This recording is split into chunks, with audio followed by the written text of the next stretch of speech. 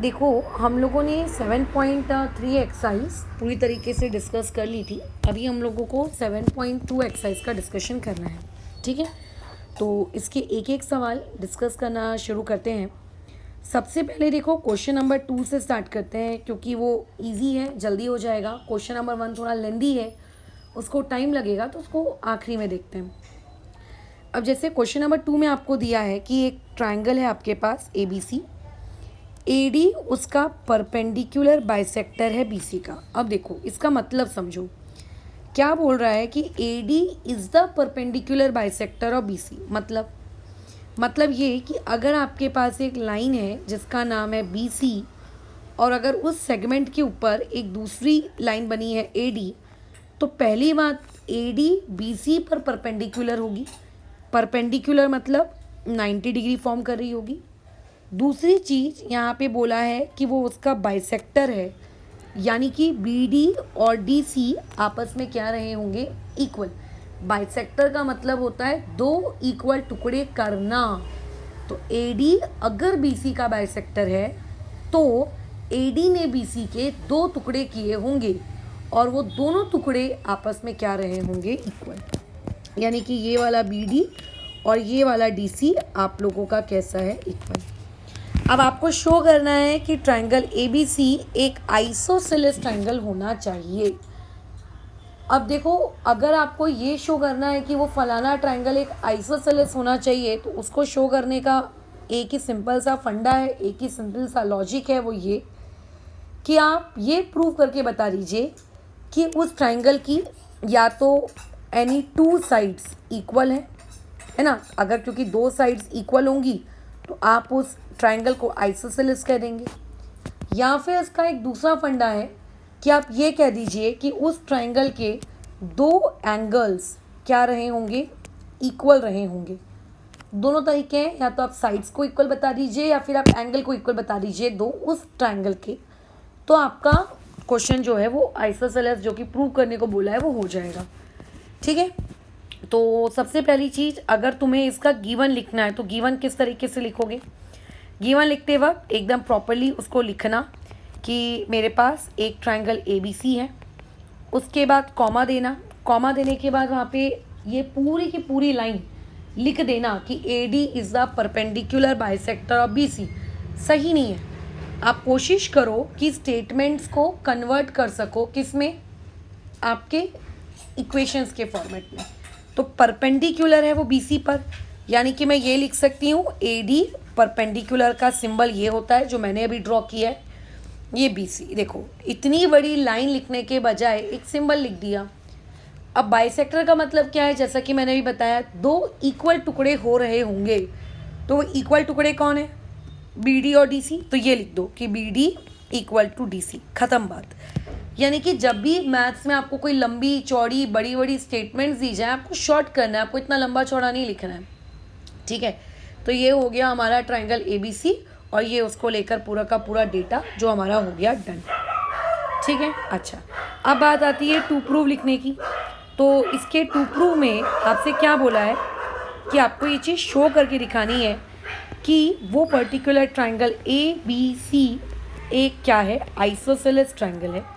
ठीक है, और उसमें भी जैसे कि मैंने क्या कहा कि आप प्रूव करके बता दो कि कोई भी दो साइड्स इक्वल होंगी, कोई भी या फिर दो एंगल इक्वल होंगे।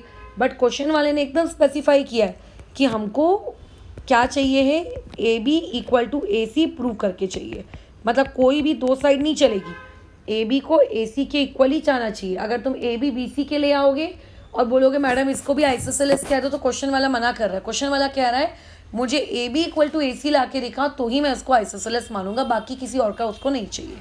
ठीक है, खैर, अब इसका देख लेते हैं एक बार कि हम लोगों को प्रूफ कैसे करना है। बहुत ही सिंपल है। देखो, आपके पास दो ट्राइंगल्स क्रिएट हो रहे हैं। एक है पहला वाला ट्राइंगल ये हरे कलर का, ठीक है, ये हरा ट्राइंगल ABD है ना, और एक उससे चिपका हुआ ये गुलाबी यानी कि पिंक कलर का ट्राइंगल जिसका नाम है ADC। डन हो गया। बस पहले तो आप इन दोनों को कॉन्ग्रुएंट प्रूव कर दो। क्या हम इन्हें कॉन्ग्रुएंट प्रूव कर सकते हैं? बिल्कुल। तो पहले जिन ट्राइंगल को कॉन्ग्रुएंट प्रूव करना है उन्हें कैसे लिखते हैं? उन्हें ऐसे लिखते हैं कि आप लोगों के पास जो ट्राइंगल है जिन्हें आप कॉन्ग्रुएंट प्रूव करना चाह रहे हो, in triangle A D B, ठीक है, एंड आ जाएगा आपका ट्राइंगल ए डी सी। फिर दोनों ट्राइंगल में आपको क्या क्या चीज़ें सेम दिख रही हैं आप वो लिख दो। जैसे आपको क्या सेम दिख रहा है, सेग ए डी, ठीक है, congruent to seg A D. कैसे? क्योंकि वाले ग्रीन ट्राइंगल के पास भी ए डी है, पिंक ट्राइंगल के पास भी ए डी है, तो ऐसी चीज़ों को हम लोग कहेंगे कॉमन साइड। इसे क्या कहेंगे? Common side. डन हो गया। इसके अलावा हमें क्या दिख रहा है कि जो आपका ग्रीन ट्राइंगल है उसके पास भी 90 डिग्री है और जो पिंक ट्राइंगल है उसके पास भी 90 डिग्री है। अच्छा, अब कई बच्चे क्या करते हैं, लीनियर पेयर से पहले इस वाले एंगल को 90 डिग्री शो करते हैं। ज़रूरत नहीं है। अगर आपने ये लिख दिया है कि ए डी और बी सी परपेंडिकुलर है तो ये समझने लायक है कि वो दोनों ही एंगल 90 रहेंगे। आपको दूसरे को लीनियर पेयर से 90 करके दिखाने की ज़रूरत नहीं है। तो यानी कि यहाँ पे हम लिख सकते हैं कि आपका एंगल, ठीक है, ए डी बी और दूसरा वाला आपका एंगल, ठीक है, ए डी सी कॉन्ग्रुएंट है और इसका रीज़न हम लोग दे देंगे, बोलो कितना, ईच 90 डिग्री।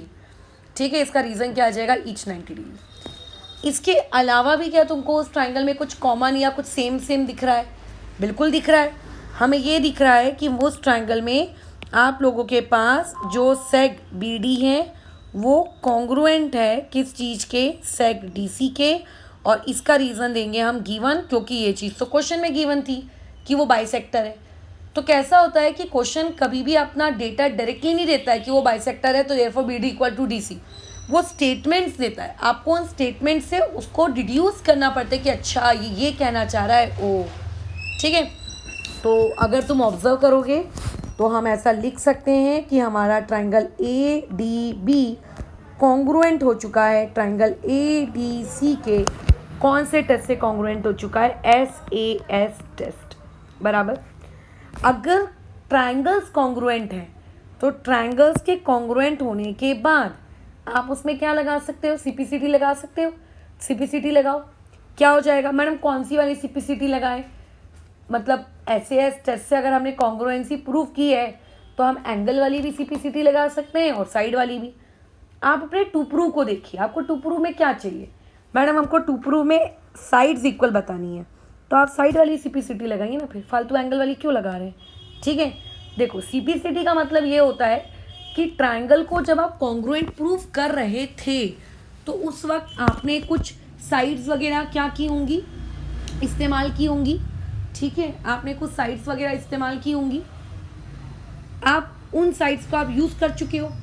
बट कुछ ऐसी साइड या कुछ ऐसे एंगल्स अभी भी बच गए होंगे जिनको आपने यूज़ नहीं किया होगा, है ना, ट्राइंगल को कॉन्ग्रुएंट प्रूव करने में। तो उन्हीं को कॉन्ग्रुएंट लिखना is basically known as CPCT। ठीक है, तो अभी जैसे ये जो ट्राइंगल ग्रीन वाला है ABD, हर ट्राइंगल के पास 3 साइड होती है। क्योंकि मैंने दोनों ट्राइंगल को SAS टेस्ट से प्रूव किया है, इसका मतलब 2 साइड्स में ऑलरेडी यूज़ कर चुकी हूँ। एक तीसरी साइड ऐसी है जिसको मैंने स्टिल अभी तक यूज़ नहीं किया है। रॉबी अंदर आओ, रॉबी अंदर आके बैठो। 1 मिनट रुको, कहाँ चला गया ये? ठीक है, बैठो वहीं पे। चलो ठीक है, तो अब आपको वो कौन सी साइड है जिसको आपने यूज़ नहीं किया, साफ साफ पता चल रहा है कि मैडम AB और AC वो साइड्स हैं जिनको मैंने अभी तक यूज़ नहीं किया। तो आप लिख सकते हैं कि आपका जो सेग AB है वो कॉन्ग्रुएंट हो गया है सेग AC के, और इसका रीज़न क्या दे सकते हैं, CPCT। और यही तो आपको प्रूव करना था कि AB इक्वल टू AC आ जाए, और ये आ गया। So therefore you can write कि ट्राइंगल ABC आप लोगों का क्या है, एक आइसोसेलेस ट्राइंगल है। ठीक है, डन। मैंने ये जो सिंबल बनाया है ये ट्राइंगल का सिंबल है, बट आपको पूरी ट्राइंगल की स्पेलिंग लिखनी है। डन। तो क्वेश्चन नंबर 2 तो खैर बहुत ही आसान था, चुनमुन सा प्यारा सा, इसमें एज सच कोई खास दिमाग नहीं लगाए। कल को हो सकता है पता है यही सेम क्वेश्चन इस फॉर्मेट में भी पूछा जा सकता था कि प्रूव करिए AD एंगल बाइसेक्टर होगा एंगल A का। क्या प्रूव कर लेते, बिल्कुल कर लेते। अगर मैंने वो ग्रीन ट्रायंगल और अगर मैं पिंक ट्रायंगल को कॉन्ग्रुएंट बता चुकी हूँ तो देखो सीपीसीटी के थ्रू ये वाले एंगल और ये वाले एंगल भी कॉन्ग्रुएंट हो गए होंगे।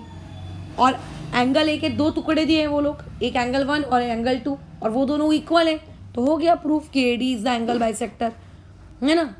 तो आपको कैसे भी फॉर्मेट में पूछा जा सकता है, आपको बस क्या पूछ रहा है उसके लिए मुझे क्या चाहिए ये डिड्यूस करते आना चाहिए, ठीक है। चलो अब आगे बढ़ते हैं नेक्स्ट में, दैट इज क्वेश्चन नंबर 3।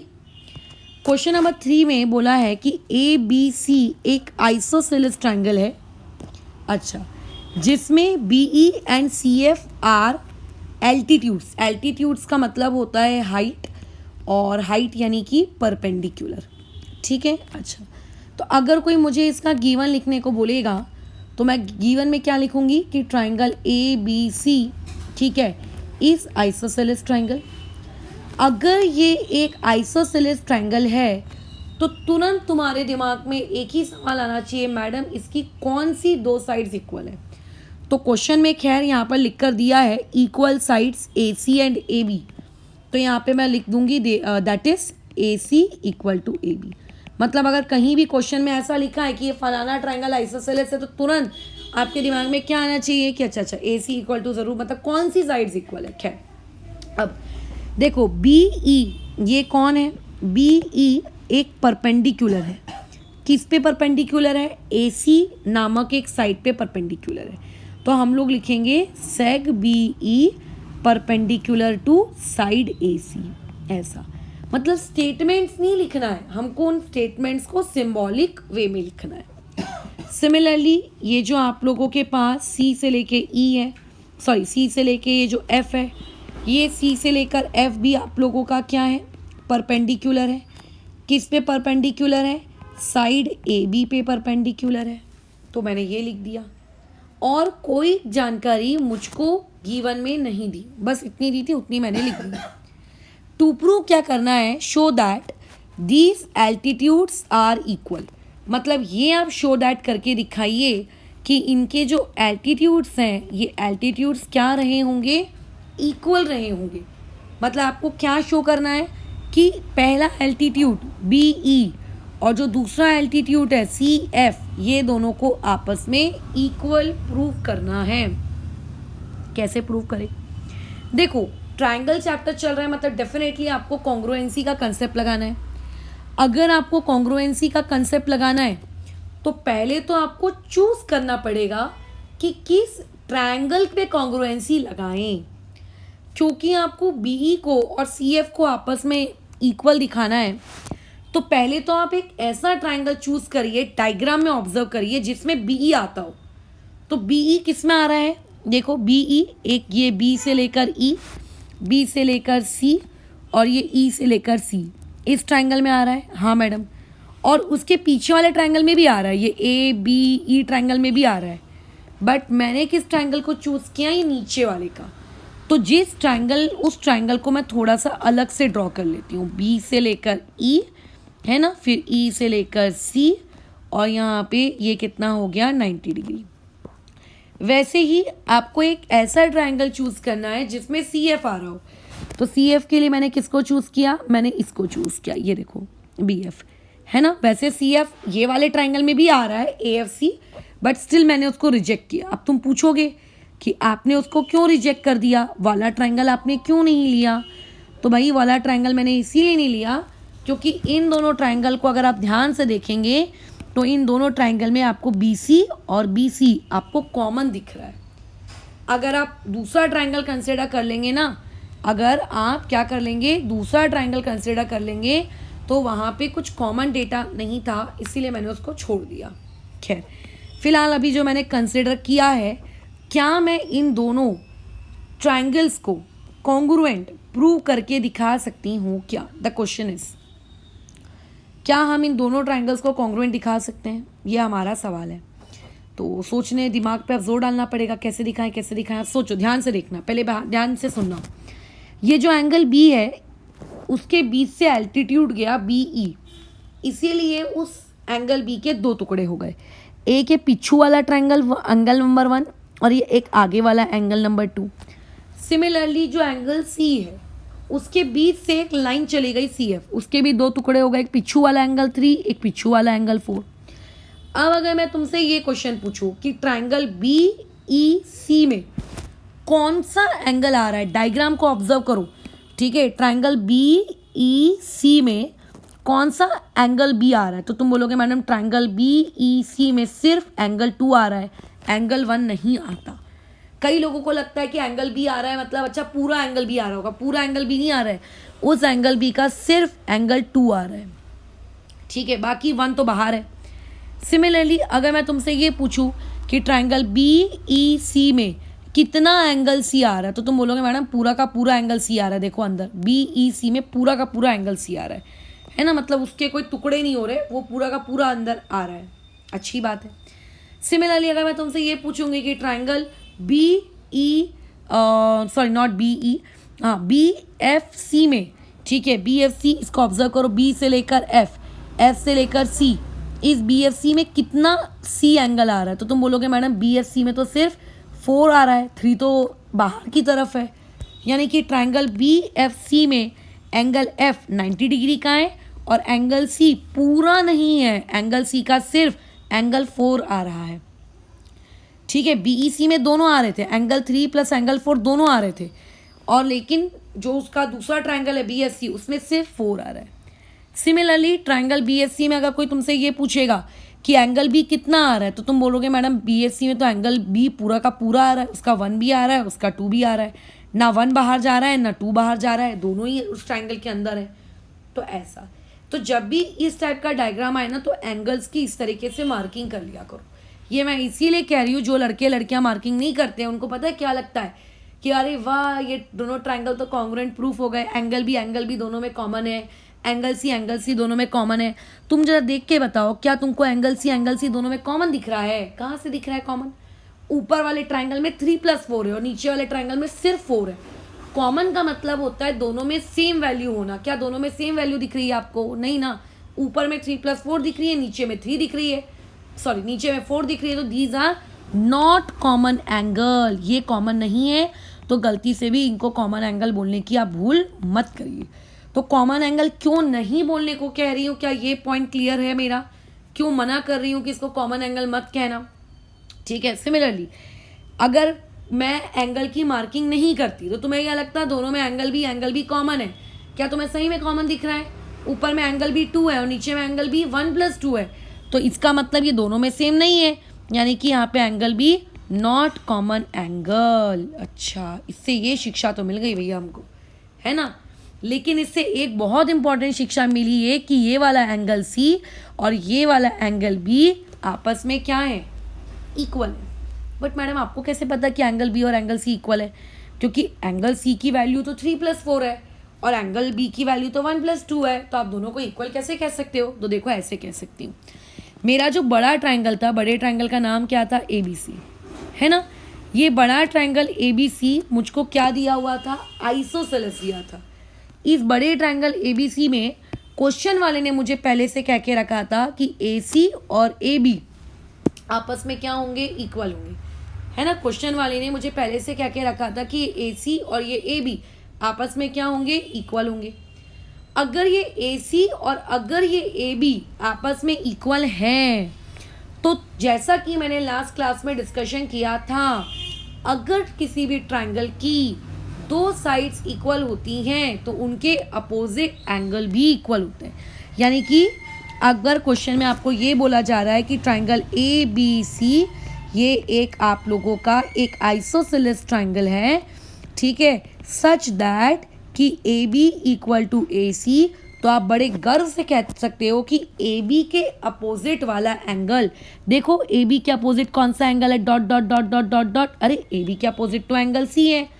और AC के अपोजिट कौन सा एंगल है? Dot dot dot dot dot dot, अरे इसके अपोजिट तो एंगल B है। तो ये एंगल C और ये एंगल B इक्वल होंगे। तो इसीलिए मैं कह सकती हूँ कि ये वाला एंगल C और ये वाला एंगल B भी आपस में इक्वल होंगे। इस C और इस B को इक्वल मत कह देना। क्यों नहीं कहना? क्योंकि मैडम वहाँ पे C पूरा कंप्लीट नहीं है और ऊपर वाले ट्राइंगल में पूरा B कंप्लीट नहीं है। जो कंप्लीट एंगल्स हैं वो कंप्लीट एंगल सी और बी आपस में क्या होंगे, इक्वल होंगे। ठीक है, क्या यहाँ तक मेरी बात समझ में आई? ओके। अब अगर मैं तुमसे कहूँ कि इन दोनों डायग्राम्स को ऑब्जर्व करो और मुझे ऑब्जर्व करके बताओ कि कौन से टेस्ट से ये दोनों ट्राइंगल कॉन्ग्रुएंट हुए, तो पहले ऐसा लिखना कि in triangle B E C and triangle B F C कौन कैसे कॉन्ग्रुएंट हुए। तो उसमें लिखना कि देखिए मैडम, एंगल ई इसका और इसका एंगल एफ, ये लोग तो पहले से इक्वल थे क्योंकि दोनों के 90 डिग्री के थे। अभी अभी आपने कहा ट्राइंगल बी ई सी का एंगल सी और नीचे वाले ट्राइंगल का एंगल बी, ये लोग आपस में क्या होंगे, इक्वल होंगे। तो आप ये भी लिख दो। अब देखो ध्यान रखना, एंगल सी का पूरा नाम लिखना। एंगल सी का पूरा नाम कैसे लिखेंगे, ई से लेकर सी और सी से लेकर बी। मतलब जिस एंगल का आप नाम लिखना चाहते हो वो अक्षर बीच में आना चाहिए और आजू बाजू आपको जो लिखना है, मतलब जो ट्राइंगल में आपको दिख रहा है वो ट्राइंगल के अदर नाम लिख लो। जो बीच का होता है ना उसको एंगल कहते हैं। नीचे वाले ट्राइंगल का कौन सा एंगल, बी, इक्वल होगा। तो नीचे वाले ट्राइंगल के एंगल बी का अगर नाम लिखने को कहूँ तो कैसे लिखोगे नाम, एफ बी सी, और रीज़न दे दोगे। बोलो क्या, इसको इक्वेशन नंबर 1 दे दो और इसको रीज़न दे देना यहाँ से फ्रॉम 1, कि फ्रॉम 1 से पता चल रहा है कि दोनों आपस में क्या है, इक्वल है। क्या और भी कोई डेटा है जो इस क्वेश्चन में आपको इक्वल इक्वल दिख रहा है? हाँ, एक डेटा और है, दोनों ही ट्राइंगल में सेक बी सी बोलो क्या है, कॉमन है।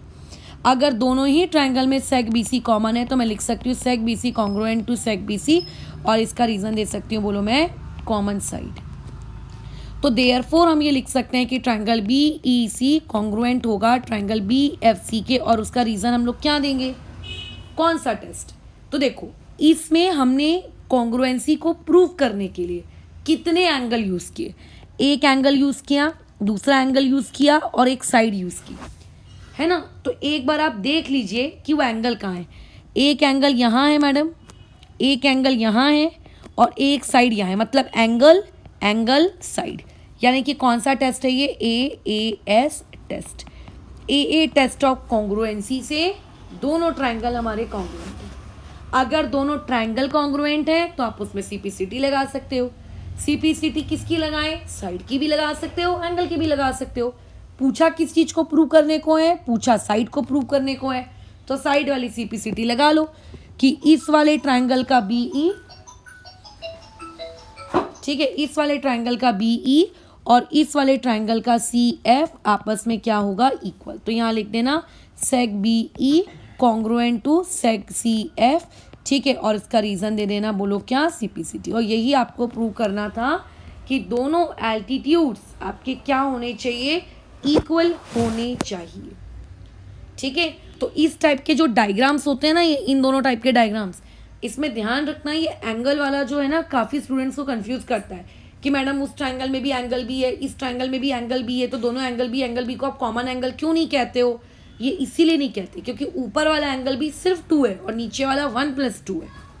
ठीक है, तो अभी अब देखो क्वेश्चन नंबर 4 जो है ना वो 3 का जस्ट उल्टा है, इसीलिए 4 मैं तुम्हारे करने के लिए दे रही हूँ।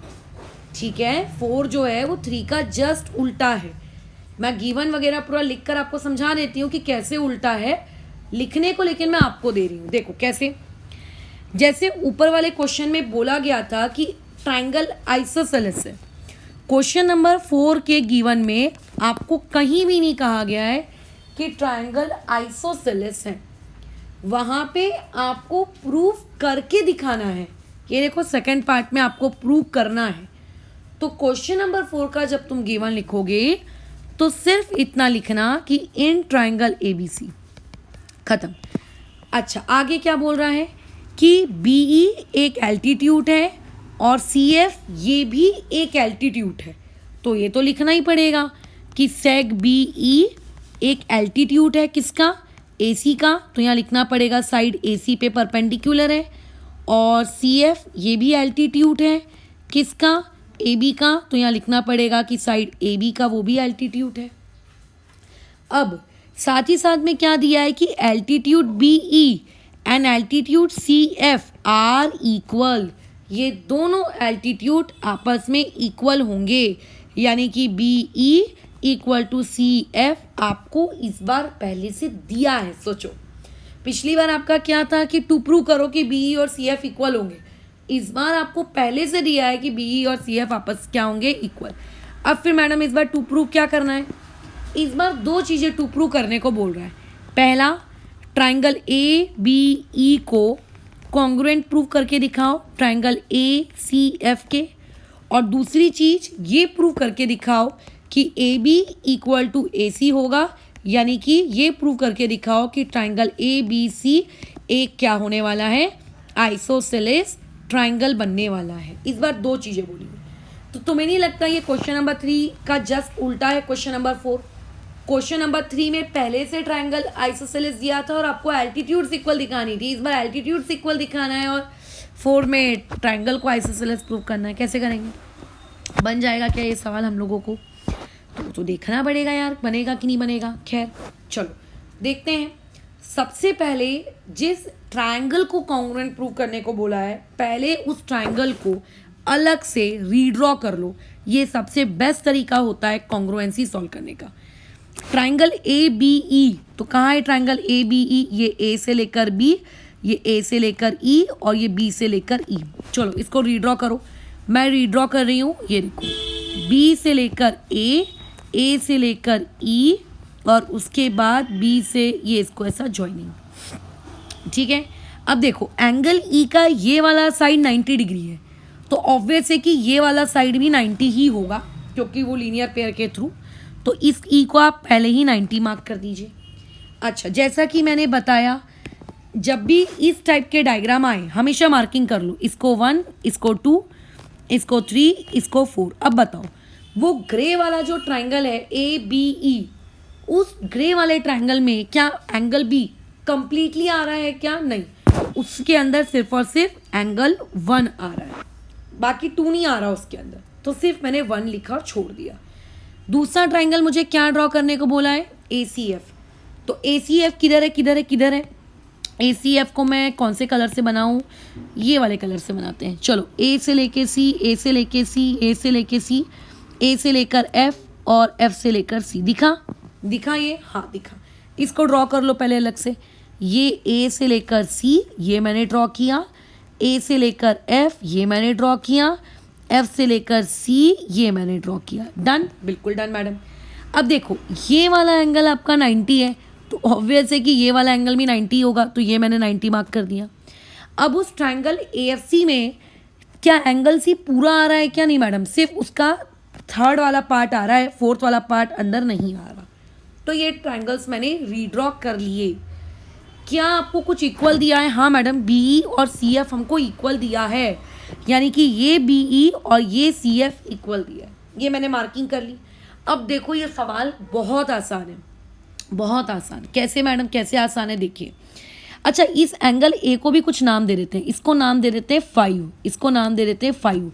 ऊपर इसलिए नहीं दिया क्योंकि ऊपर एंगल A की हमको नीड नहीं पड़ रही थी, और इस बार हमने इसलिए दिया क्योंकि इस बार हमको एंगल A की नीड पड़ रही है। अब देखो जब मैं वो पिंक वाला ट्राइंगल बनाई हूँ AFC, तब क्या उस पिंक वाले ट्राइंगल AFC में एंगल A आया? तुम बोलोगे यस मैडम आया। क्या नाम है उसका? उसका नाम है 5। जब मैंने वो ग्रे वाला ट्राइंगल बनाया ABE, तब क्या एंगल आया? तब आया। तब उसका नाम क्या है? इसका नाम है एंगल 5। समझ रहे हो? ऐसे। अरे वाह, ये तो दोनों ट्राइंगल में क्या हो गया? ये तो कॉमन एंगल हो गया। समझ रहे हो इसको कॉमन एंगल क्यों कह रही हूँ? क्योंकि 5 उसमें भी आ रहा है और 5 इसमें भी आ रहा है।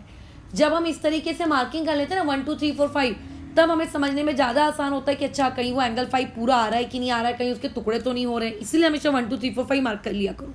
खैर, अब क्या ये ट्राइंगल को कॉन्ग्रुएंट प्रूव करना आसान है? अरे अब तो बहुत ही आसान है। कैसे? देखो, आपको जिन चीज़ों को कॉन्ग्रुएंट प्रूव करना है उसको लिख लो। In triangle ABE and triangle AFC। चलिए बताइए कौन कौन सी चीज़ किस किस के इक्वल है। देखो, angle A equal to angle A, ठीक है, लेकिन कभी भी एक अक्षर का नाम ना लिखें, हमेशा 3 अक्षर में नाम लिखें। तो जो भी एंगल है, जैसे angle A equal to angle A, इस ट्राइंगल में अगर मुझे एंगल A का नाम लिखना है तो मैं ए को लिखूंगी और जो बच गए बी और ई पॉइंट उनको मैं आजू बाजू लिख दूंगी। जो भी होता है एंगल उसको बीच में लिखते हैं और ये एंगल का सिंबल इक्वल टू, मुझे बाजू वाले ट्रायंगल में भी एंगल ए का नाम लिखना है, एंगल ए लिखूंगी, उसके जो बच गए हैं पॉइंट्स उनको इस तरीके से आजू बाजू लिख देंगे। सी को आगे लिखो, एफ को पीछे लिखो, इससे कोई फर्क नहीं पड़ता, ठीक है। अच्छा, अब और क्या है और क्या है और क्या है, देखिए मैडम यहाँ वाला एंगल ई और यहाँ वाला एंगल एफ आपस में इक्वल है, चलिए लिख दीजिए। अच्छा, इसका रीज़न क्या देंगे, इसका रीज़न देंगे हम लोग कॉमन एंगल, है ना। अच्छा, अब एंगल ई और एंगल एफ आपस में इक्वल है, तो जो एंगल ई का नाम लिखना है तो ई को बीच में लिखो और जो बच गए पॉइंट ए और बी उनको आजू बाजू लिख दो। जो बीच वाला होता है ना वो एंगल कहलाता है, आजू बाजू वाले एंगल नहीं कहलाते। इक्वल टू क्या हो जाएगा, इधर बीच वाला 90 डिग्री कौन है, एफ, जो बच गए सी और ए उन्हें आजू बाजू लिख दो और इसका रीज़न लिख दो, बोलो क्या, ईच 90 डिग्री। क्या और भी कुछ आपको इक्वल दिया है, हाँ मैडम देखो ना कितने बड़े बड़े अक्षरों में बी ई और ई सी बी ई और एफ सी इक्वल दिया है, तो seg B E congruent to seg F C, reason दे देंगे इसका गिवन, पहले से क्वेश्चन में ये चीज़ क्या दी हुई है, गिवन। तो इससे ये शिक्षा मिलती है कि ट्रायंगल ए बी ई और triangle A F C congruent हो गए आपस में। कैसे कॉन्ग्रुएंट हो गए बताइए, कैसे कॉन्ग्रुएंट हो गए, ये कॉन्ग्रुएंट हो गए हम लोगों के कौन से टेस्ट से, आपके AAS टेस्ट से। अगर तो यानी कि पहला पार्ट तो हमारा प्रूफ हो गया, है ना, पहला पार्ट तो हमारा प्रूफ हो गया। दूसरा पार्ट AB और AC को इक्वल प्रूफ करने का, क्या वो भी हमारा प्रूफ हो गया, बिल्कुल मैडम वो भी हो गया। कैसे, आप इन दोनों ट्रायंगल में CPCT लगा लीजिए, तो ये वाला AB और ये वाला AC आपस में क्या हो जाएंगे, इक्वल हो जाएंगे, और इसका रीज़न आप दे दीजिए, बोलिए क्या, CPCT, और यही हमको प्रूफ भी करना था, है ना। तो क्वेश्चन नंबर 4 और क्वेश्चन नंबर क्या नाम है 3 ऑलमोस्ट सेम है, बस एक जगह एल्टीट्यूड आपको पहले से इक्वल दिया था और इस जगह आपको एल्टीट्यूड इक्वल नहीं दिया हुआ है ना। तो इस वीडियो में कितने क्वेश्चन डिस्कस कर लिए हमने, 3 कर लिए हैं। चलो एक 5वां क्वेश्चन आखिरी है, इसको भी डिस्कस कर लेते हैं। बाकी जो इसके नेक्स्ट वाला क्वेश्चन है 6, उसका मैं एक अलग से वीडियो बनाऊंगी, और क्वेश्चन नंबर 1 है उसका भी मैं एक अलग से वीडियो बनाऊंगी, क्योंकि क्वेश्चन नंबर 1 काफ़ी लेंदी है और क्वेश्चन नंबर 6 में थोड़ा ज़्यादा दिमाग की रिक्वायरमेंट है, ज़्यादा मतलब थोड़ा अलग है बाकी कॉन्ग्रुएंसी से, इसीलिए। बाकी 7 और 8 आप खुद बना सकते हो, उसमें मेरी हेल्प की नीड नहीं है, बट स्टिल अगर तुम्हें नीड पड़ती है तो मैं तो हूँ बाजू में बैठी। बट ये क्वेश्चंस कैसे हैं कि तुम्हें अगर पता होगा तो ही तुम कर पाओगे, अदरवाइज थोड़ी तकलीफ हो जाएगी। खैर 5 में आते हैं, ये बहुत ही आसान है। देखो ABC DBC ये 2 आइसोसेलेस ट्रायंगल है, ठीक है। अगर मैं रीड्रॉ करूँ तो देखो ये रहा ABC, ये रहा A, ये रहा B, ये रहा C, ये वाला और ये वाला इक्वल। अगर मैं नीचे के DBC को ड्रॉ करूँ तो ये रहा B, ये रहा C, ये रहा D, ये वाला और ये वाला इक्वल। तो अगर इस क्वेश्चन का तुमको गिवन लिखना है तो गिवन बस इतना लिख दो कि ट्रायंगल ABC एंड ट्रायंगल आपका BCD आर आइसोसेलेस। ये लोग क्या होंगे, आइसोसेलेस होंगे, बस इतना लिख दो। खैर अच्छा, अगर ट्रायंगल ABC आइसोसेलेस है तो डायग्राम में देख के बताओ कौन सी साइड किसके इक्वल है। डायग्राम में देख के पता चल रहा है madam AB equal to AC, और डायग्राम में देख के पता चल रहा है कि BD इक्वल टू DC, बस और कुछ है ही नहीं। अब इसमें शो दैट क्या करना है, मतलब इसमें आप लोगों को टू प्रूव क्या करना है, टू प्रूव ये करना है कि angle ABD equal to angle ACD होना चाहिए, ये आपको टू प्रूव करना है ना। बढ़िया, क्या हम इसे प्रूव कर सकते हैं, बहुत आसान है, बहुत ही आसानी से आप इसको प्रूव कर सकते हो। कैसे, सुनो।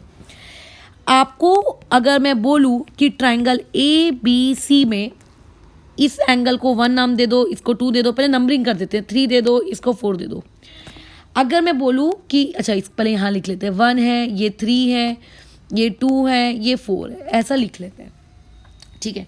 ट्रायंगल ABC में आपको कौन सी साइड किसके इक्वल दी है, तो आप बोलोगे madam AB equal to AC दिया है, और इसका रीज़न दे दोगे, बोलो क्या, गिवन। अगर ट्रायंगल ABC में AB और AC इक्वल है तो जैसा कि हम जानते हैं उनके अपोजिट एंगल भी इक्वल होंगे। तो बताओ ए बी के अपोजिट कौन है 3, ए सी इसके अपोजिट कौन है 1। तो A B equal to A सी के बदले में क्या लिख सकती हूँ 3 इक्वल टू 1। अरे वाह, है ना। गिव इट इक्वेशन नंबर 1, छोड़ दो। नीचे आ जाओ। इन ट्राइंगल, कौन सा वाला ट्राइंगल, बी डी सी, आपको उसकी दो साइड्स इक्वल दी हैं। कौन सी, B D equal to D C. इसका रीजन दे दीजिए, बोलो आप क्या, गिवन। अब अगर B D equal to D C है तो उसके अपोजिट एंगल्स भी इक्वल होंगे। एग्री करते हो? बिल्कुल एग्री करते हैं। बी डी का अपोजिट कौन है, बी डी का अपोजिट है 4, तो यहाँ लिख दिया एंगल 4। डी सी का अपोजिट कौन है, डी सी का अपोजिट है एंगल 2, यहाँ लिख दिया 2। Give it equation number 2। अब क्या करें मैडम, इतना तो कर दिया हम। अब इसको लेकिन जो चीज़ शो दैट करने को बोली है उस शो दैट को हम कैसे करें। तो अब ध्यान दीजिए, आपको क्या शो दैट करने को बोल रहा है। आपको शो दैट करने को बोल रहा है कि एंगल ए बी डी और एंगल ए सी डी आपस में इक्वल होने चाहिए, है ना। यही शो दैट करने को बोल रहा है। तो अगर मैं तुमसे बोलूँ कि डायग्राम को घूर घूर के देखो और डायग्राम को घूर घूर के देख के मुझको बताओ कि ए बी डी कौन सा एंगल है, तो तुम बोलोगे मैडम ए बी डी मतलब यहाँ से लेके यहाँ तक, फिर यहाँ से लेके यहाँ तक, यानी कि ए बी डी मतलब ये वाला एंगल 1+2, है ना। ए बी डी मतलब 1+2।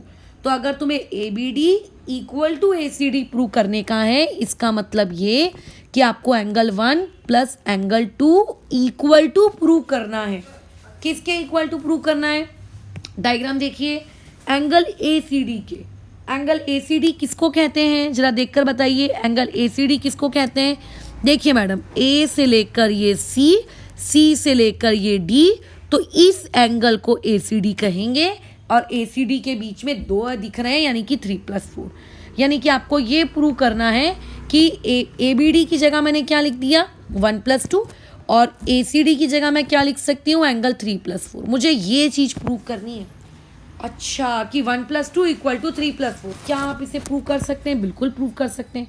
कैसे प्रूव कर सकते हैं, आप ये जो इक्वेशन नंबर 1 और आपकी इक्वेशन नंबर 2 है ना, आप इन्हें ऐड कर दो।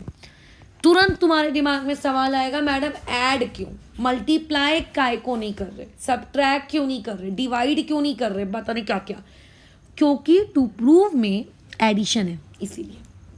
ठीक है, तो अच्छा, तो इसके हिसाब से अब अगर मैं ऐड करूंगी तो जो लेफ्ट हैंड साइड है ये 3+4, लेफ्ट हैंड साइड से ऐड हो जाएगा। यानी कि मैं लिख सकती हूँ एंगल 3 प्लस एंगल 4, बीच में इक्वल टू आएगा। और राइट हैंड साइड से ऐड हो जाएगा, यानी कि 1+2। और यही चीज़ हमको टू प्रूव करने को बोली गई थी। और बाद में हम इसी 1+2 को हटा के लिख दे रहे ए बी डी, और इसी 3+4 को हटा के लिख दे रहे ए सी डी, ताकि हमारा आंसर मैच हो जाए जो चीज़ हमको पूछी गई थी उससे। ठीक है, तो ध्यान रखना, ये जो क्वेश्चन है इस पर्टिकुलर प्रॉपर्टी से आपके टर्म में एमसीक्यू वाले पेपर में क्वेश्चन आ सकता है। कैसे, आपको ऐसे 2 आइसोसेलेस ट्राइंगल बना के दे देगा, इसकी वैल्यू दे देगा 30, इसकी वैल्यू दे देगा 40, इसकी वैल्यू दे देगा 60, और पूछेगा बताओ ये वैल्यू कितनी है।